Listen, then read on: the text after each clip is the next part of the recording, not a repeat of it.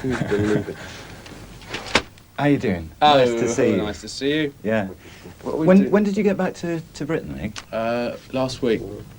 Before we get on to the album, let's talk about the film. But anyway, she didn't turn up, so I had to do it. And so Very well.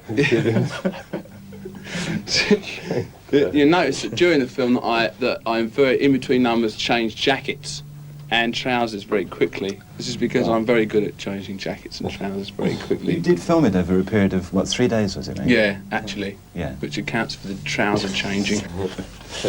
What made you choose the Abattoir to do the gig? Well, it's really the only place in Paris that was unfashionable. Because the trouble with the French is, though, the trouble with the French, if I may take my glasses off at this point. The meat market is the only place you can get off in The Paris. account executive, look. The trouble with the French is that they try and make everything into an occasion, Oh, which is laudable.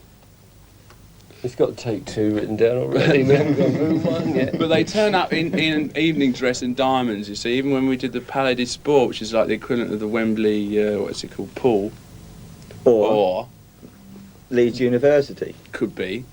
Anyway, so the abattoir was so sufficiently disgusting that we thought we could obviate that. But even then we had to make a special section for people dressed in evening dress and diamonds.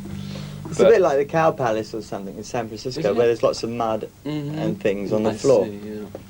Well, when it's dried out, it becomes dust, which, when the house lights are turned up, provides fantastic atmosphere. Well, this is bound to be cut. How does he know? I had this speech ready. Because you've been fairly kind of reticent about doing television filming before, Except haven't for you, of course. That's true, yeah. I mean, is that the reason that you decided to take the best of 3 days, so that you could pick off the very cream of the performance you put on there? Well, no, I mean, actually, the guy that did it, we would call affectionately Freddie the Frog, who directed it. Freddie Heiser. Olympian French, yeah. He's not French, I don't think, actually. It was no fun editing 3 nights in his front room. No, he was very good. His old lady was ill as well. You have to tell him that. But Okay, sorry, Fred. we managed to, have some say in it, so we could pick out what we thought musically were the best played numbers, and he could say which were the best numbers visually for him, and we had to make some sort of compromise or come together on that. Were you pleased with the overall result when it was finished? Yeah, I think it sort of basically holds up. It's quite difficult to make a rock show hold up. When I first saw it, I thought it was horrendous, but I mean, because you know you've done the numbers much better before and all that, and it was very difficult, playing in front of all those lovely French people, or frogs as we affectionately call them. Mind you, Michael does know a few phrases in French, which does help. That's right. Let's talk about the new album at this point, if we can, because I mean, one of the things that interests me so much about it is the width of material you cover in that album. I was going to say width of the album. Yes, right. I mean, how did you go about the selection process for the tracks, Oh God. for a start? Well, I listened to every show that we'd recorded and picked the best ones. How many With hours Keith, did you yeah. have, Mick? You must have had a lot of material. Well, 54 shows. Roughly 2 hours a show. Yeah. But I didn't actually listen to them all. I mean, I knew half of them were rubbish and half of them weren't properly recorded. That's not fair to the people in Cleveland. No, But I mean, no, well, yeah, that's basically just listening to them all and then putting them all together. And then, of course, some of the tracks had to go. And then we also wanted to do, something different, a bit from this usual hi everybody, 100,000 seater stadium. So that's why we did the. that's how there is no side 3. No, side 3 is all the Elmer combo, which is pulled from just 2 nights that we did in Toronto at that 300-seater club. Wow. That we're all standing actually, but it's Really? that's my favourite side.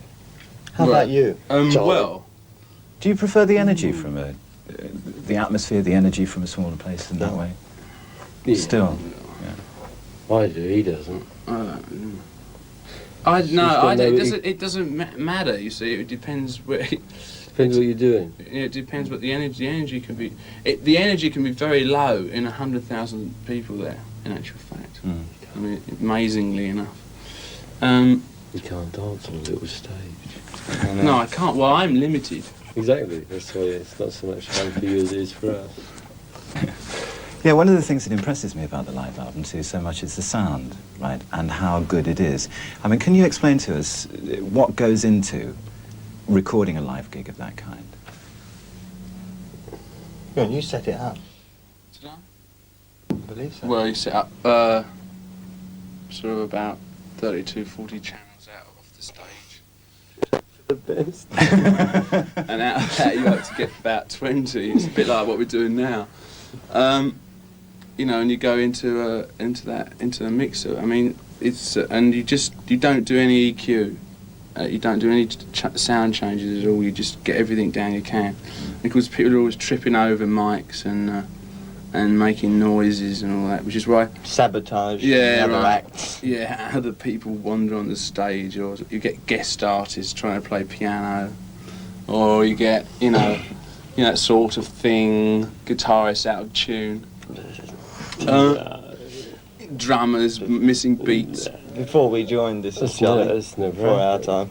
No, but you set up a whole bunch of mics. The only thing is, I don't think you should record it like that at all. But I mean, you can't get any recording engineer to record it how you want, because they record it all so close, and they never take any notice of the sound in the hall. You see. How do you think it should be recorded, Mick? I think it should be recorded just like there's a certain point where it must sound really the best. You know. Which is a cross between the mics on stage and those placed out in the audience. Yeah, about sort of 20 rows back or something like that. And then you needn't have to mix it so much as you do, but they don't ever do that properly for some reason. They don't know themselves, and so probably because they want to mix it all afterwards. It's so clean. So how mixed is that album? Well, it's very mixed. I mean, it's got to be because it's all mixed. I mean, obviously you get an audience track in it, you know what I mean. But I mean, I think you should just be able to record it and not hardly have to mix it at all. But I mean, that's not how they record live albums these days, or ever did. You'll notice Yeah. a hell of a difference between side 3 and side 4, say, because side 3 was down in that small club, and side 4 you're back into the open arena, So where to speak. housing thousands of people, Yeah. If it wasn't for the bombs that went up, there's a lot of bombs going off on this album. Yeah? Yeah. When you've heard it, Mick, you'll Oh, I see, right. realise this. Because there's another film that's sort of on the edge of surfacing at the moment, and that's the Ladies and Gentlemen film. Yeah. Which was made, what, Charlie, 73 was that? Yeah. Me. Yes, you. Don't know when it was made. I've only seen it once. It's a good sound though. That is good. What actually is that film? It's a film of I don't know. the American tour? Yeah. That's what it is. It's just a film. It was actually meant to be a movie, But what happened? Don't ask me. We couldn't get It's it. supposed to be we couldn't playing. get It might be We playing at the Rainbow. we had a or something. great idea to make a movie, but Yeah. using the colour, which is the live bit. I'm totally against it But unless it they didn't- overdub it never me. came out. He's not on it. Oh yeah. Thank goodness. No, you're not. Are you? But it just came out as a straight on stage thing. I mean, it's a drag really. What are you going to do with that film? I mean, what's happening to it right now? Well, we're gonna. Hopefully, it's gonna be played at the Rainbow soon, one night. I don't know if it is or not. We're trying to find a copy of it. Excuse me. That'll be the telephone. Carter, isn't it? Yes, What do you want to know now? Oh, Jamie, Your car's it'll be here, about Charlie. 10 minutes. Thank you. What's your mum? She said, when are you coming home for dinner? I'll be home. Tell Mum I'll be home very soon. All right. Let's just finally look into the future as far as the band's concerned now. What are your own plans over the dear next me. 3-4 months? Eh? What are your own plans now, Mick, over the next 3 or 4 months? We're going to make we this, got- we gotta go studio studio album. album. Right. Yeah. And then we're going to go on the road Again. again. Yeah, because none of us have got any We're houses going to go in left. the studio We've got again. nowhere else to live. Then we're going to go on the road again.